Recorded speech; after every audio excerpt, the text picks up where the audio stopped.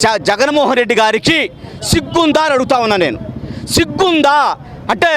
జగన్మోహన్ రెడ్డికి రౌడీ షీటర్లు మనుషుల్ని చంపేవాళ్ళు మాత్రమే కావాలని 2019 నుంచి 2024 వరకు ఈ రాష్ట్రానికి ముఖ్యమంత్రిగా వ్యవహరించినటువంటి జగన్మోహన్ రెడ్డి హయాంలో 2022 మార్చి 20వ తారీఖున 2022 మార్చి 20వ తారీఖున తెనాలి నడిబొట్టున వేమూరు నియోజకవర్గం మూల్పూరు గ్రామానికి చెందినటువంటి నూతికి రవికిరణ్ని తెనాలిలో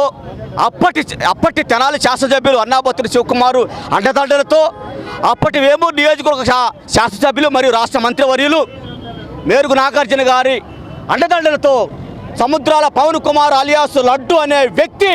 వారి గ్యాంగు నూతికి రవికిరణ్ హతమార్చి డెడ్ బాడీ కూడా దొరకకుండా మరి వారు బాడీని శవాన్ని కూడా మాయం చేస్తే ఆ కుటుంబ సభ్యులను ఆ నేరం చేసినటువంటి వ్యక్తులకు అండదండలుగా ఉన్న శివకుమారు అండదండలుగా ఉన్న మేరుగు నాగార్జున పిలిస్తే ఈరోజు శివకుమార్ తెనాలి వచ్చాయంటే జగన్మోహన్ రెడ్డి గారికి సిగ్గుందా అని అడుగుతా ఉన్నా నేను. సిగ్గుందా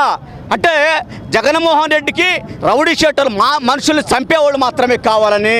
మనుషులు చంపేవాళ్ళు హతమార్చి డెడ్ బాడీలు కూడా దొరకకుండా చేసేవాళ్ళే కావాలి. గంజాయి